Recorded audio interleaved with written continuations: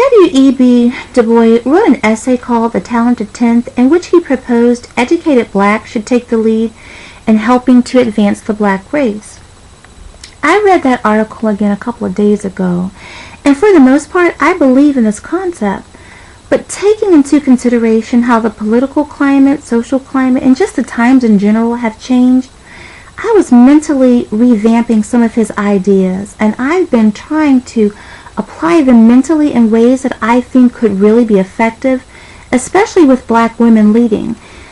Because of the educational advances that black women have made, I think it's natural to assume that black women would comprise the majority of the talented 10th.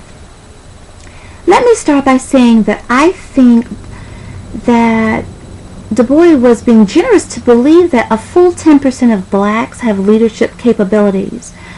I think that you can be smart and even educated but not have the skills or the charisma to lead. I do believe that leaders are born.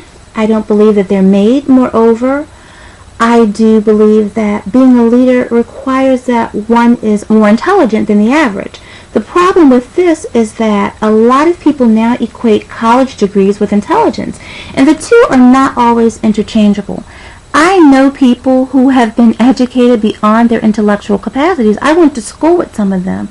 So Du Bois' position was that the educated blacks would be the natural leaders and comprise the talented 10th. But I believe that there are some who are not formally educated that could help to make up that number.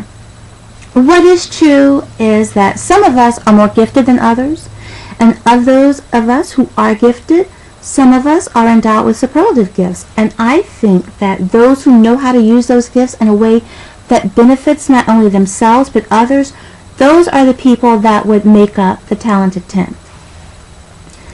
I created a list of about 22 things that I think the talented 10th would need to do to make gains with regards to the state of black people. Now, on their face, some of them seem radical, but if we take into consideration the state of black people, then I think extremes are necessary. The first thing that I thought about was that we need to abandon these social organizations that are not effective or that cannot and do not account for all donations. The second thing is 20% of all of the income from the talented 10th or the black elite should be given to black causes or institutions that are legitimate. For instance, Oprah Winfrey has a school. I believe that a black elite should give 20% of their income to supporting that school. It's a legitimate cause. You know where the money is going, and you know how it's benefiting the girls over there. Number 3, mandatory volunteer work to a black charity at least 2 days of every month. 4, I think that black people need to create a cultural exchange programs with others in the diaspora. Number 5, ancestral homeland commitment. Adopt an African country. All of my Jewish friends support Israel, even those who have never been there, and I think that black people need to do the same.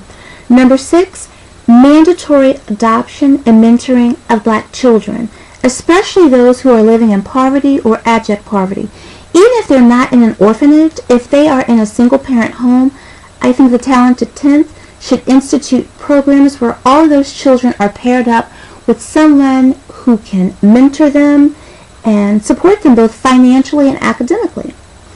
Last but not least, and I know that I'll probably get a lot of flack for this one, but I think that the talented 10th and the black elite should all be members of a church, and they should encourage all black people to join black churches, even if you're a non-believer, because the black church is still the biggest social organization in the black community. It's still the cornerstone of the black community, even with all of its flaws.